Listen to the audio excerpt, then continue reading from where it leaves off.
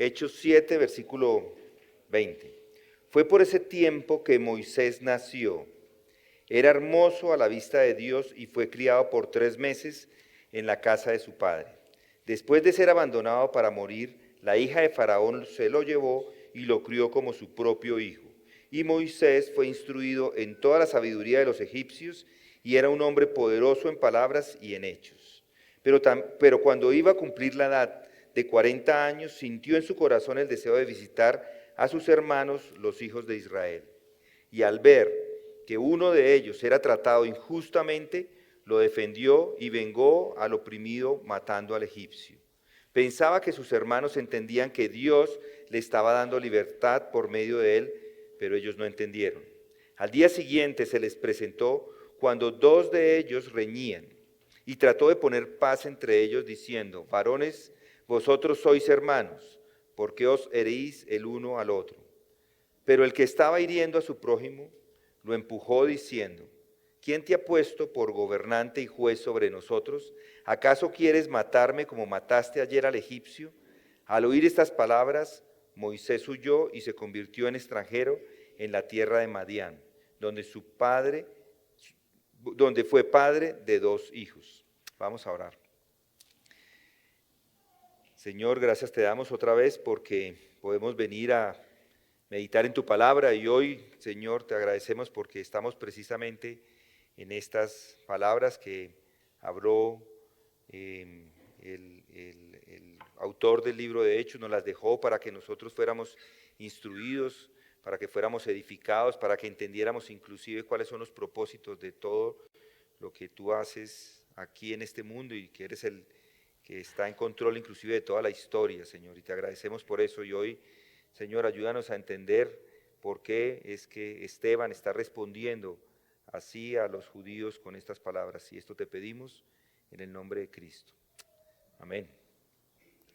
Aquellos que vienen acá regularmente sabrán que hemos estado acá en estos textos, hemos estado en este sermón o esta declaración que está haciendo Esteban al pueblo de Israel y he dicho que él cuenta esta historia que es conocida por todos, es una historia conocida por todos, por él, es conocida por los judíos, porque inclusive él es judío, y se las está contando, se las está recontando, era algo que ellos todos conocían, y la está utilizando para defenderse de las ofensas que estaba, o de los señalamientos que estaba recibiendo de los judíos.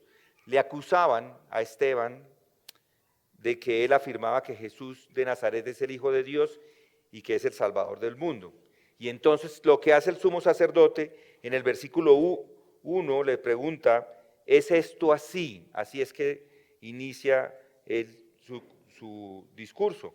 Entonces Esteban le responde y lo hace como hemos venido hablando, recapitulando la historia de los hijos de Israel. Y él elige varios aspectos de esta historia, varios aspectos importantes, no los pone todos ahí por supuesto, y su objetivo es mostrarles que han malinterpretado completamente la historia, han malinterpretado completamente a Moisés, completamente la ley, el significado del templo y la adoración.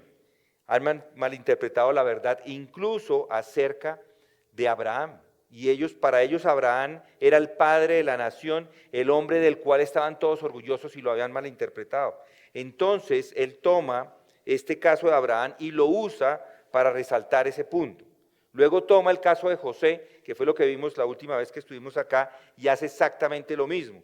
Y ahora estamos tratando su tercer caso y es el caso de Moisés. Él empieza con Abraham, luego habla acerca de Jacob y luego de José, y ahora estamos con Moisés. Los nombres los tengo todos torcidos, pero ahí van, ya lo cogieron todos. Estamos tratando el tercer caso, el caso de Moisés. Moisés es un ejemplo maravilloso de cómo es que una persona se convierte. Y al verlo, vemos inclusive cómo nosotros nos convertimos. Y el capítulo 11 de Hebreos nos lo dice con claridad. Por la fe, Moisés, cuando nació, fue escondido por sus padres durante 3 meses, porque vieron que era un niño hermoso y no temieron el edicto del rey. Por la fe, Moisés, cuando era ya grande, rehusó ser llamado hijo de la hija de Faraón, escogiendo antes ser maltratado por el pueblo que gozar de los placeres temporales del pecado, considerando como mayores riquezas el oprobio de Cristo que los tesoros de Egipto, porque tenía la mirada puesta en la recompensa.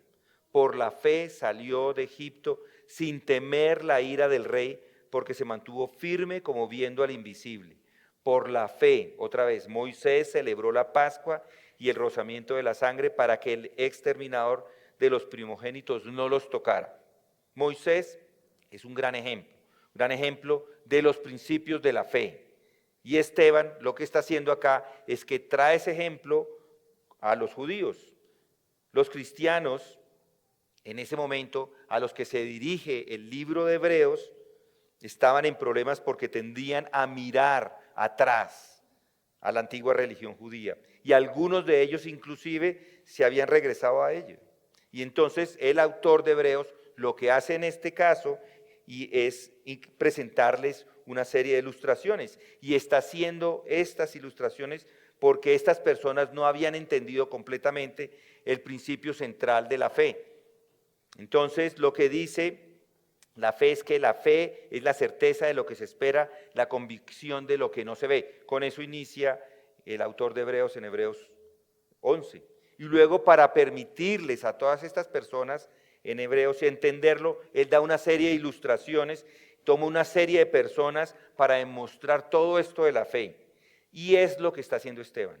Está tomando de manera similar una serie de ilustraciones para presentárselos a estos judíos. Y ahora lo que está haciendo es tomar el evento de Moisés. Cómo es que uno se convierte en cristiano. ¿Por qué es que alguien se convierte en cristiano? Y ahí lo vamos a ver. No solamente cómo, sino por qué es que alguien lo hace. Y veremos la historia de estos versículos. En estos versículos nos centraremos en ese punto clímax que relata Esteban. De repente, Moisés se encuentra cara a cara, en ese momento en el libro de Hechos, en Hechos 7, allí lo encontramos, se encuentra cara a cara con una decisión grande y una decisión trascendental. Y desde ese momento que él se convierte en aquel hombre, es que todos le conocemos y le admiramos. Grandes cosas suceden después de que él toma una decisión, pero ninguna de ellas habría ocurrido si no se hubiera enfrentado a esa situación climática, a ese clímax, si no se hubiera enfrentado a esa decisión. Y el resultado de esa decisión es que lo llevó a hacer cosas asombrosas, cosas que sabemos que son ciertas sobre su vida y su carrera, lo podemos poner así. Esto al final es valioso y es instructivo para cada uno de nosotros. No podríamos dedicarle demasiado tiempo, porque hay mucho en estos textos, hay mucho en lo que vivió Moisés, hay muchos principios bíblicos que podíamos estudiar, y es valioso para nosotros porque nos presenta todo el caso cristiano y nos muestra que estamos llamados a hacer algo al respecto. Ningún hombre puede, y lo podemos poner en estos términos, puede ser cristiano sin saber estas cosas. Nadie puede ser cristiano inconscientemente. Eso es imposible. Aquí hay grandes variaciones en la forma en las que las personas realmente se convierten en cristianos, pero hay una cosa que siempre está presente, es un principio universal y es que hay un elemento de crisis. Siempre hay un momento, siempre hay un punto de decisión. Y la crisis o la decisión puede tener diferentes intensidades. Puede ser algo dramático, grandísimo, puede ser algo más tranquilo, pero no importa al final. Todo lo que estoy diciendo es que siempre hay una crisis y es lo que le estaba pasando a Moisés. Siempre hay un enfrentamiento con un tema y no es algo que pasa desapercibido. No puede ser cristiano inconscientemente. A veces personas me dicen, pero yo siempre he sido cristiano. ¿Alguno de pronto? Yo siempre he sido cristiano. Y en mi mente le digo a ese hombre, bueno, entonces tal vez nunca has sido cristiano. No lo digo de frente, porque muchas veces son pocas las palabras, pero ya me lo han dicho varias veces. Pero si tengo más tiempo, por supuesto que lo voy a traer sobre la mesa, porque es claro que nadie nace cristiano. Todos nacemos en pecado, todos fuimos formados en inequidad, todos nacemos como hijos de Adán. No existe tal cosa como nacer cristiano. Por eso es una completa tontería hablar de un país que ha sido entregado al divino niño. Porque las personas no nacen cristianas, ni individualmente, ni como grupo. Esa es una verdadera negación del cristianismo. No conozco una negación más completa de ello que esa. No existe tal cosa. Nos convertimos en cristianos, eso sí. Y sabemos que nos hemos convertido en cristianos, eso también. Hay entonces en todos nosotros un momento de crisis, un momento de decisión, una situación crítica como la que encontramos en el caso de Moisés y que demanda una respuesta. Veamos esto juntos. ¿Qué tenemos acá? La primera cosa que encontramos es esta. Moisés de repente se encuentra confrontado por una elección. Digo de repente porque no puedo probar que fue repentinamente. Es algo que sucede. Es algo que no tenía y en un momento se ve confrontado. Noten el versículo 23. Pero cuando iba a cumplir la edad de 40 años, sintió en su corazón el deseo de visitar a sus hermanos, los hijos de Israel. Llevaba este hombre, Moisés, 40 años de vivir en Egipto, disfrutando, pasándola bien allá, en la corte egipcia. Él estaba allá con todos los más importantes, porque solo duró 3 meses con su propio padre y su propia madre. Pero debido a este cruel edicto del faraón, el entonces rey de Egipto, que ordenó a todos los varones israelitas que fueran asesinados, fue colocado en una cesta en el río y allí fue encontrado por la hija de faraón y ella lo adopta como su propio hijo. Fue criado con todo el esplendor de Egipto, con toda la ceremonia, con toda esa grandeza del palacio real de Egipto. Fue instruido en toda la sabiduría de los egipcios. Fue poderoso en palabras, en hechos, según se cuentan. La historia secular sugiere que fue de hecho un hombre increíblemente capaz en comprensión, en sabiduría, en conocimiento. Era un buen estudiante, un hombre de acción, era excelente militar. Allí estuvo 40 años en medio de esto. Disfrutó de esa vida. Y por supuesto, sus perspectivas hacia el futuro eran emocionantes. Podía de pronto ser el faraón o muy cercano a él. Y más para un hombre como Moisés, que era un hombre ambicioso. Y ahora lo que se dice es que de repente algo sucede. En medio de todo eso surge un pensamiento para él. Entró en su corazón. Le vino al corazón visitar a los hermanos, a los hijos de Israel. Y en el momento en que ese pensamiento entra en su corazón, se enfrenta a una elección. Ahora esto es algo universal, es algo que a todos debe sucedernos. Aquí se enfrenta en la elección, o continúa como estaba, o se identifica con el pueblo al que pertenecía. Ahí está su elección. Ahora, mi argumento es que esta es una manera perfecta de presentar el Evangelio y su mensaje para nosotros. El Evangelio viene a nosotros siempre y siempre se presenta como una elección. Esto es algo que no lo podemos evitar. Por esa razón, estamos viviendo en un mundo, hay que reconocer, estamos viviendo en un mundo donde hay 2 fuerzas poderosas que actúan sobre nosotros. Una de ellas es Dios y la otra es el diablo. Las fuerzas del bien, las fuerzas del mal. El cielo y el infierno. Y estas fuerzas están activas en todo el mundo. Y por supuesto, son fuerzas diferentes, están completamente opuestas la una de la otra. No se puede uno imaginar una antítesis mayor que la que existe entre Dios y el diablo. De modo que en el momento en que comienza a vivir en este mundo, ya está enfrentándose a una elección. Y esa es la posición básica y fundamental en la que se basa el mensaje de la Biblia y el mensaje del Evangelio.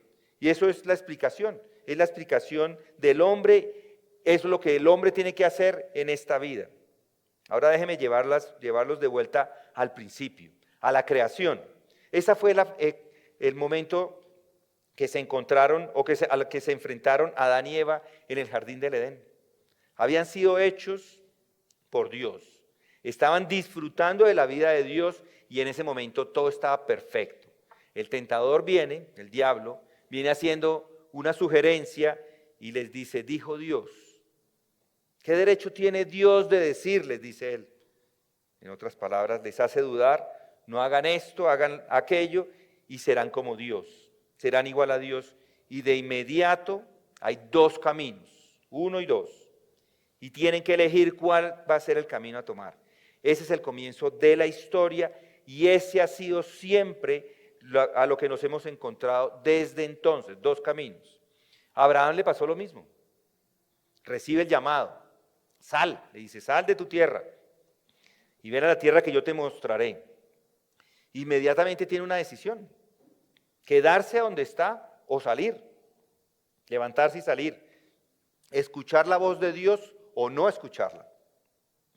Y aquí lo encontramos una vez más en el caso de Moisés.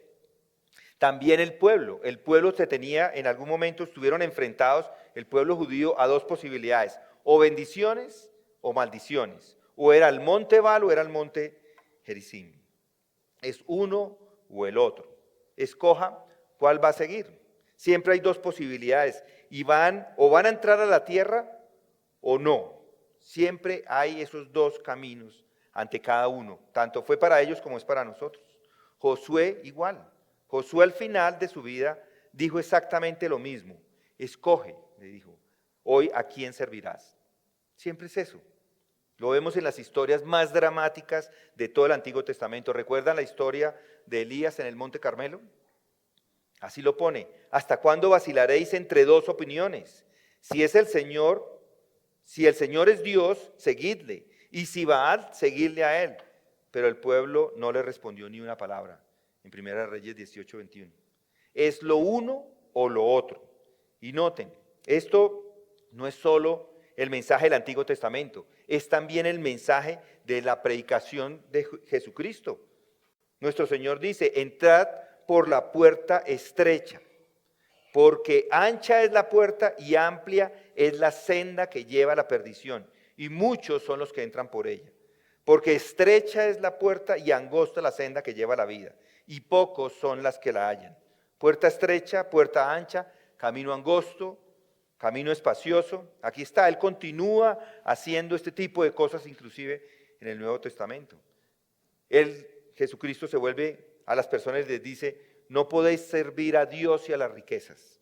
No se puede hacer. Dos caminos. Es el uno o lo otro. Ese es el gran mensaje de la Biblia. Ese es el mensaje al que todos estamos enfrentados, a estas dos posibilidades. Y esta es una elección que se presenta a cada uno de nosotros. No siempre, por supuesto, viene de la misma manera. Al final no importa la manera. A veces llega a la gente de la manera que parece que le llegó a Moisés. No había nada en sus circunstancias que lo obligara a una elección. Podía continuar con su vida, pero ¿qué pasó? A él le vino en el corazón, le vino a su mente, ese pensamiento entró, quizás leyó algo, puede ser, tal vez le recordaron algo, la memoria pudo haber hecho el trabajo, pero estaba muy pequeñito cuando se fue, lo que haya sido, llegó un momento, algo le pasó porque la estaba pasando de maravillas, algo pasó, algo leyó, lo perturbó, vino a su corazón y de inmediato tuvo que enfrentarse a una elección, a una decisión. A veces las personas se enfrentan a esa elección y es en esta crisis de una manera, o reciben esta crisis de una manera tranquila y calmada. Puede ser tal vez incluso en un servicio como el de esta noche. Alguno nunca ha escuchado y se enfrenta a eso. puede que haya venido al servicio sin pensar ni tener en cuenta, pero algo se dice y parece que está dirigido personalmente a alguno de ustedes. Le llega al corazón, lo atrapa y de repente se enfrenta a esa elección. No hay mucha emoción al respecto, no se ejerce ninguna presión para tomar una decisión, pero las verdades a veces nos atrapan y sentimos, tengo que hacer algo al respecto. Intenta deshacerse de ella, pero no puede deshacerse. Vuelve otra vez, otra vez sigue allí el pensamiento y siempre está ahí persiguiéndonos, hasta que finalmente tiene que tomar esa decisión. A veces es bastante tranquilo, otras no tanto. Para mí, mi conversión fue un poco más traumática, a pesar de que muchas personas habían hablado del Evangelio en el pasado. En un momento me quedé sin trabajo y eso fue parte de lo que ayudó a que esa conversión se diera. Me hablaron el Evangelio cuando uno está pasándola mal, entonces, o al menos está preocupado, entonces en ese momento le hablan y como que tiene la atención ahí. ¿A alguno le pasó igual? ¿Parecido? A veces ese es el Evangelio llega en ese momento, en un momento dramático. Muchos hombres han sido llevados a ese lugar de crisis y puede ser a veces por una enfermedad o por un accidente o por un problema o cuando alguien muere. A veces esperan hasta que se mueran las personas para poder creer. Sus padres creyentes y el día que sus padres fallecen, ese día los hijos, ¿cómo no había creído? Se vuelven todos porque no habían creído y se dieron cuenta. A veces hay que esperar hasta la tumba de un ser querido para que alguien crea. Nunca habían pensado en ello antes, pero esa crisis es lo que los hace pensar. Otros incluso han tenido que llegar hasta el último minuto, esperar hasta el lecho de muerte para enfrentarse verdaderamente a este problema. Y puedo seguir nombrando. Las formas son casi infinitas. No necesita preocuparse por el modo. Lo que sí estamos seguros es de esto, de que lo que vino al corazón de Moisés, quien lo puso allí es Dios. Y es lo mismo. Las circunstancias que pone Dios son circunstancias en las que nos pone para que tomemos una decisión. Alguno de pronto hoy está viniendo por primera vez, no pregunté si había alguno, tal vez no lo he visto, pero no lo veo, pero puede que sea esta su primera noche, o puede que lleve 2 noches. Pero Dios está inclusive utilizando lo que hacemos acá para transformar el corazón de las personas, enfrentarlo a una decisión. Dios se mueve, mis hermanos, mis amigos, Dios se mueve de una manera misteriosa para realizar, para lograr sus maravillas. Y su preocupación por nosotros, la preocupación de Dios por nosotros es tan grande que Él utiliza cualquier manera. No se detiene. Nos hace sí parar a nosotros, como a Moisés, en medio de esa brillante carrera y de repente comienza a pensar en su pueblo y se enfrenta a la elección. Entonces, Dios de estas muchas maneras nos detiene, nos frena, nos lleva a pensar y nos obliga a enfrentar el problema. Y esa es la primera cosa que vemos en este texto. Y la segunda es muy claro y es evidente, y es que solo hay 2 posibilidades. 2 posibilidades, solo 2. El mundo esta noche está lleno de divisiones, de distinciones. La humanidad hace mucho de ellas. Y estamos conscientes de que hay variedad, que hay divisiones, diferentes personas, diferentes puntos de vista, pero cuando nos paramos acá no hay sino 2 puntos. Hay algo aquí que no podemos asimilar con la política, con la sociología. No, hay 2 posibilidades únicas. Todos estamos o a favor de Dios o en contra de Dios y nada más importa. El color de la piel no importa, la situación económica no importa nada más que o está con Dios o está en contra de Dios. O es de las personas de Dios o es de las personas que están en contra de Dios. Puede ser muy inteligente o puede ser un erudito, puede ser muy ignorante, puede que no sepa nada, no importa.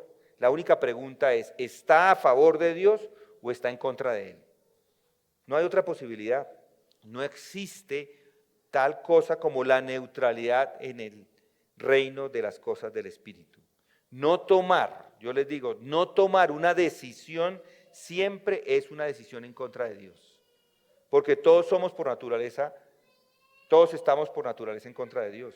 La mente natural está en enemistad contra Dios, no está sujeta a la ley de Dios, ni puede estarlo.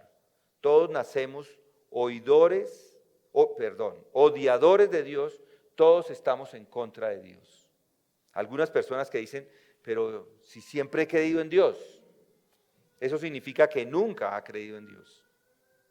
Eso es lo que creen, o lo que creen es una invención, simplemente. Es algo de su imaginación. Si usted confrontara a estas personas con el Dios de las Escrituras, se va a dar cuenta muy pronto que lo que dicen en realidad es un odio hacia Dios. Tienen un Dios que quieren manipular, tienen un Dios en su mente que quieren manejar, un Dios que han hecho a su propia imagen y semejanza y odian al Dios verdadero que encontramos aquí en las Escrituras. Así que no hay tal cosa como la neutralidad. O está en favor de Dios o está en contra de Él. Y todos nosotros estamos inevitablemente en uno de estos dos campos. Nuestro Señor mismo lo dijo, el que no está conmigo está contra mí. Ahora el llamado de Dios llega a cada uno de nosotros. A cada uno de nosotros. El llamado a seguir a Cristo es universal de una forma u otra. Y les digo que todos estamos enfrentados a esas dos posibilidades. Las dos posibilidades que enfrentó Moisés. Continuará, piensen en eso, como hijo de la hija del faraón y todo lo que eso implicaba, o se identifica con su pueblo. Y esta es la misma pregunta que se nos hace a todos nosotros. ¿Serán sus vidas para la gloria de Dios o serán sus vidas para su gloria propia? Y la gloria del hombre o la gloria del mundo. Es inevitable. Cada uno de nosotros está enfrentándose a esto mismo. No lo pueden evadir. Viene de diferentes formas, pero al final hay que hacer una elección. Ahora, lo que hace que esta historia en particular sea muy interesante e instructiva para nosotros es que Moisés eligió a Dios. Esa es la parte sorprendente de la historia. El caso está presentado por Esteban. Y intente pensar en eso por un momento. Trate de pensar y póngase en los zapatos de Moisés, especialmente en lo que él se encontraba, en la situación que se encontraba.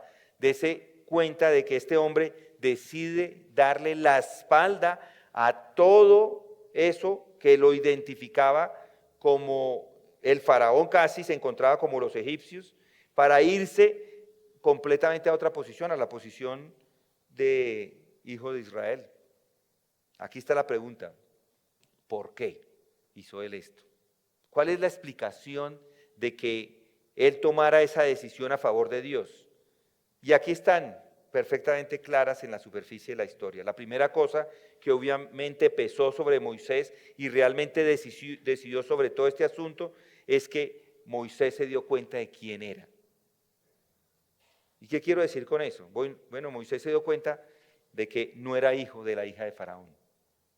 Había sido criado como el hijo de la hija de Faraón, fue aceptado como el hijo de la hija de Faraón, había tenido todas las ventajas del hijo de la hija de Faraón, el mundo entero lo alababa como el hijo de la hija de Faraón, sus perspectivas estaban todas en términos de ser considerado el hijo de la hija de Faraón, pero Moisés sabía que no era el hijo de la hija de Faraón. Era uno de los hijos de Israel. Ellos eran su pueblo. Él pertenecía a ellos. Ellos eran el pueblo de Dios y ellos eran su pueblo.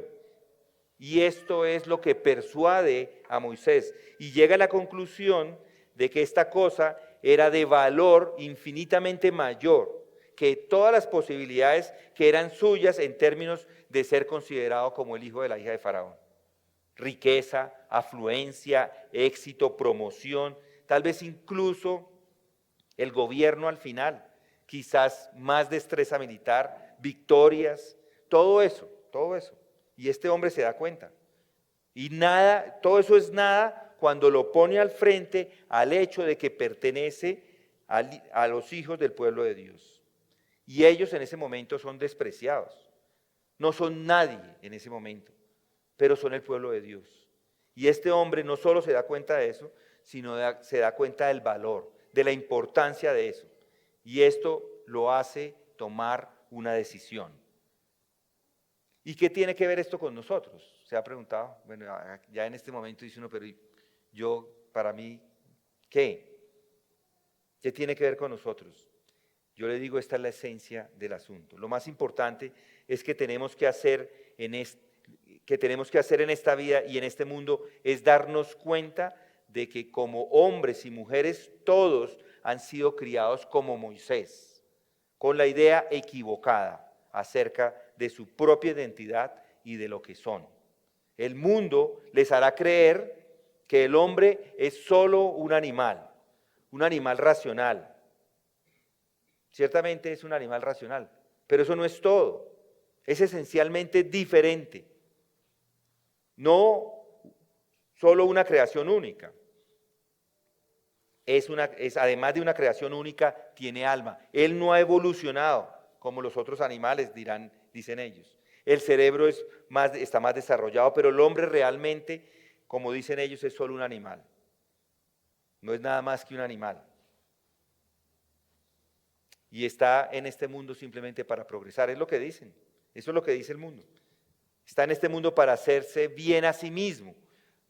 Está en este mundo para ganar dinero, está en este mundo para ganar, para beber, para comer. Está en este mundo para tener éxito, está en este mundo para disfrutar de su sexualidad, como los animales lo hacen.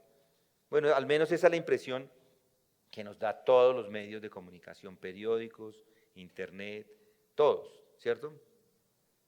Las películas. Eso es lo grande. Ese es el gran objetivo y el propósito de la vida. Esta es la cosa que debería preocuparnos más, según ellos. Eso es lo que el mundo nos está enseñando constantemente. Eso es lo que tenía la sabiduría de Egipto, la sabiduría del mundo. Pondría en nuestras mentes esas cosas y en nuestros corazones, y lo ha puesto. La vida es maravillosa. Mire las oportunidades, mire las perspectivas. El dinero está acá, simplemente tómelo, trabaje y hágalo. Eso es maravilloso. Siga adelante, hágalo por su bien, diviértase, disfrute de la vida, ¿cierto? Disfrute la vida lo que más pueda. La vida es corta, disfrútela. Algunos dicen que la gente en este tiempo del pasado era suficientemente tonta porque creían que había un mundo invisible y el reino espiritual y que existía Dios. Trataron de vivir una buena vida y no aceptaban las perversidades sexuales. Eso pensaban de ellos. Pensaban que eran horribles y viles. Pero dicen todo eso está mal. Estas cosas son naturales y legítimas para ellos hoy día. Esa es la enseñanza del mundo. Todo lo que antes, en algún momento alguno dijo están en contra, ahora es completamente legítimo. Esa es la sabiduría de este mundo. Esa es la sabiduría de Egipto moderno. Esa es la sabiduría en la que todos hemos sido criados. Y aquí está, alimentándonos, exaltándonos, haciendo sentir grandes, mostrando las maravillosas oportunidades y perspectivas y todo el tiempo diciendo adelante, dicen, ahí está. Pero cuando nos enfrentamos a esa voz de Dios, ese pensamiento que viene a nosotros, que entra en el corazón de diferentes maneras, como las que he estado describiendo, inmediatamente vemos algo más. ¿Y qué es? Que todo eso es una mentira. Es una caricatura de lo que el hombre realmente es. No es la verdad, no es la verdad del hombre. El hombre no es solo un animal, hay algo más. El hombre tiene alma. El hombre no es solo uno más entre los animales que ha evolucionado. Es una creación única de Dios que ha sido hecho a la imagen y semejanza de Dios. Ha sido hecho por Dios, Dios lo hizo para que pudiera disfrutar de Dios, para que pudiera disfrutar de la vida con Él, para que pudiera vivir para la gloria de Dios, para que pudiera ser el representante de Dios en la tierra, en este mundo, para que pudiera tener comunión y relación con Dios eterno. El hombre tiene esto que se llama alma, el espíritu, que aunque tiene correspondencia con el hombre y aunque es más grande y diferente de los animales, la mayor cosa, la verdadera gloria del hombre es que hay algo dentro de él que trasciende a lo que se ve, que puede penetrar en lo eterno. Tiene la sensación de que pertenece a la eternidad y Dios ha puesto la eternidad ya en su corazón. Este mensaje, noten, es uno que nos llega desde las Escrituras. Es lo que ellas dicen. Este es el mensaje entero del cristianismo, el mensaje entero del evangelio. Ahí está, esta es la verdad sobre usted. Ha estado viviendo otra vida como Moisés por 40 años. Moisés había seguido haciendo eso y disfrutando y pensando que eso era maravilloso. De repente entra el pensamiento, llega el dilema, llega la dificultad y la pregunta es, ¿qué debo hacer? ¿Quién soy yo?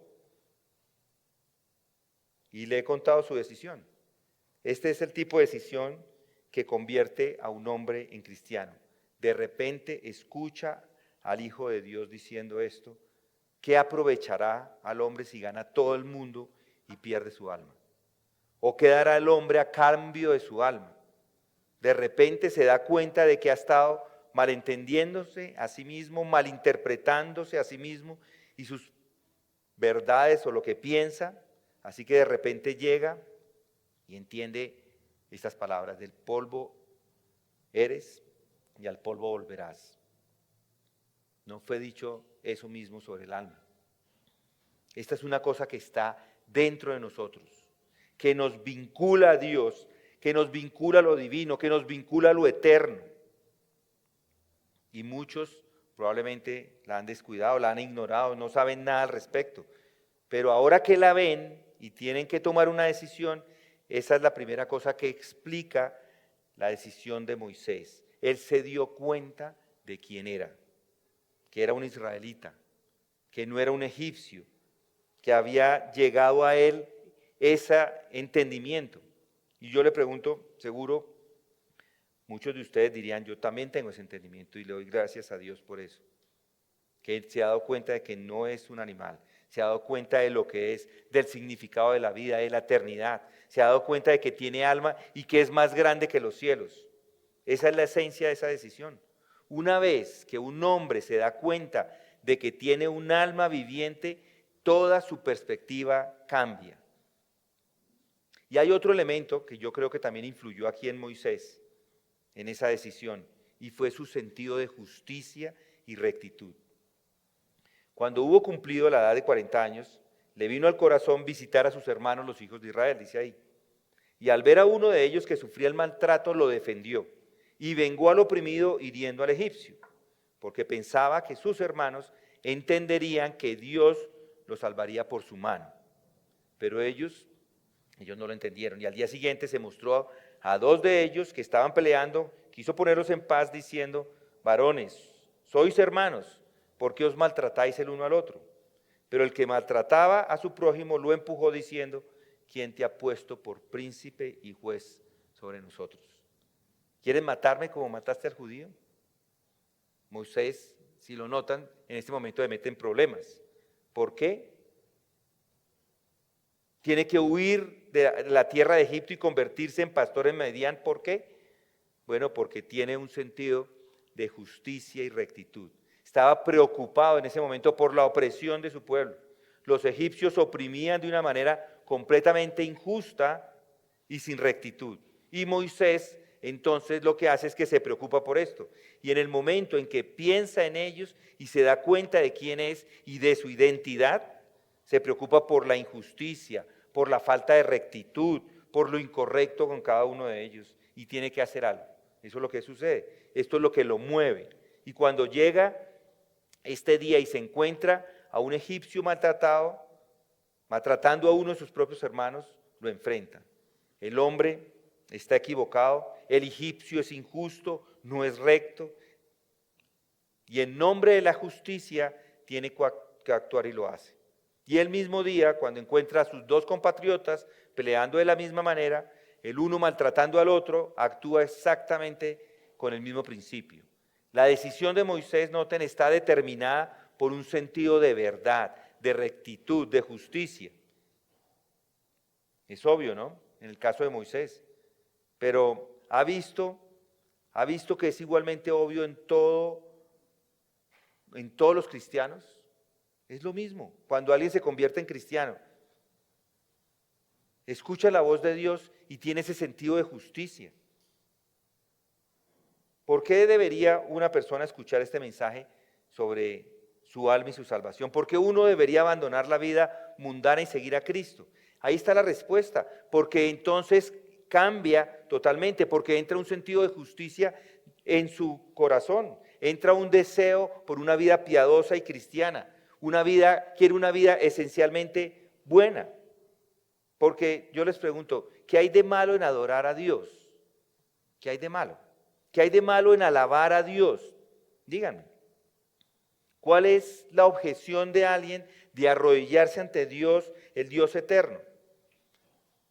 La gente no lo hace porque no ve el mayor privilegio que es tener esa comunión y esa relación con Dios y ser transformados.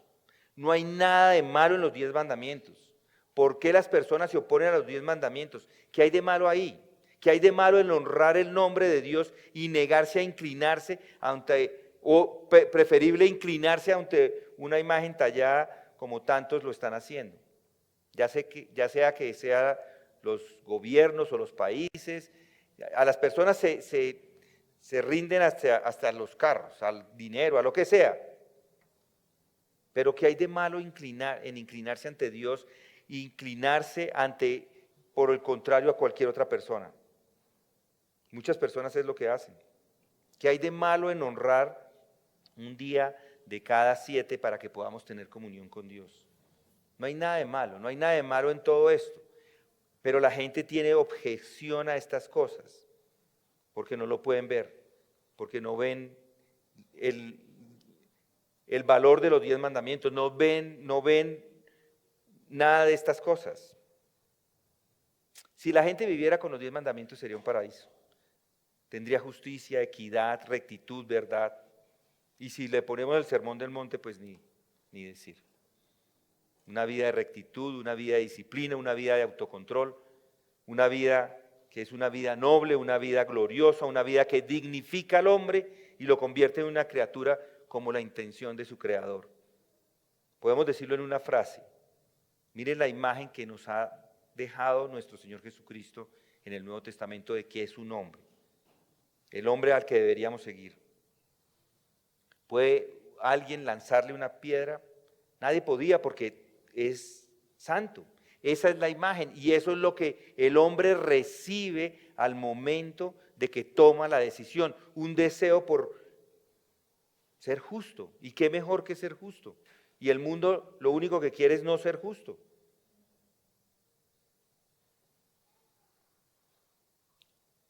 El hombre estaba sin pecado, era santo, inocente, sin mancha, vivió una vida de obediencia a la ley de su padre, se glorió en ella, se regocijó en ella, estuvo andando bien, una vida perfecta y cayó. Y desde ahí todos han caído y todos están caracterizados por esa maldad. Pero una vez que toma la decisión, de una vez tiene ese deseo por vivir vidas correctas. Pero déjenme darles el lado negativo. Mire lo incorrecto de la vida pecaminosa. Mire lo incorrecto de la persecución de los hijos de Israel por parte de los egipcios. Mire lo incorrecto de este egipcio individual maltratando al israelita. Mire lo incorrecto de este judío maltratando al otro judío. Lo incorrecto de la vida pecaminosa. Moisés ve la rectitud o ve la falta de rectitud y para él no había un problema para decidir. Él ha visto lo incorrecto de la vida sin Dios y pecaminosa y toma la decisión. Pero los los otros están en rebelión. Están rebelándose contra Dios, que fue el que los hizo. Ellos no se hicieron a ellos mismos, no se han traído a la existencia. Es Dios quien lo ha hecho. Es Dios quien nos ha hecho a cada uno de nosotros y no nosotros a nosotros mismos. La rebelión es pecado, es maldad, es incorrecto, es desobediencia, es anarquía. Y ese es el problema de cada uno de los que no quieren aceptar. Ese es el problema de este país en general esta noche. Pero piensen inclusive en el egoísmo, por ejemplo. Piensen en el egoísmo de este país en esta noche. Estas personas, por ejemplo, que dejan a su esposa con unos pequeños, qué cobardes y egoístas son. Estas personas que no dudan en pisotear los sentimientos más delicados y sensibles solamente para gratificar su propia lujuria y caprichos. El egoísmo, el egocentrismo, todo eso. Mire el sufrimiento por esa causa, por la maldad. Mire la vergüenza a la que todo eso lleva. Mire la vileza del hombre que rechaza a Dios. ¿Sí lo notan?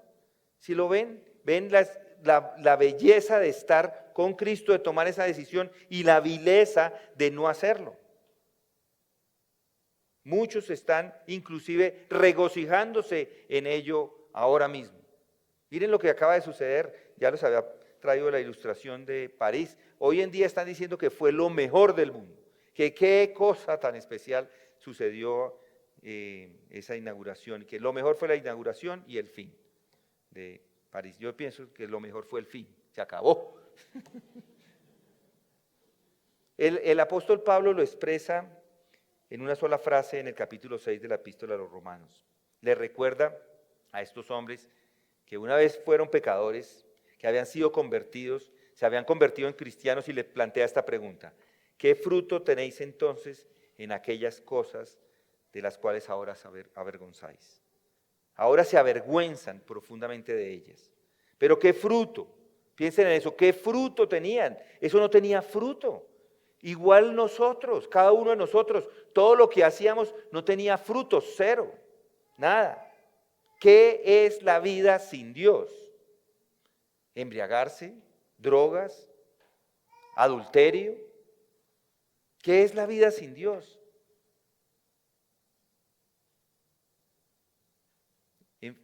Yo creo que cada uno tenemos que enfrentarnos a esa pregunta. Mire lo incorrecto de la vida pecaminosa. Mire lo recto de la vida justa. Moisés vio estas cosas claramente y no tuvo dificultad para decidir. Pero entonces otra cosa que vemos tan claramente y que se destaca aquí en Hebreos 11 es que Moisés tomó la visión a largo plazo, consideró el fin. ¿Y qué principio es este? No miró simplemente la posición temporal, miró todo el camino, todo el camino hasta el final, y eso es lo que vio.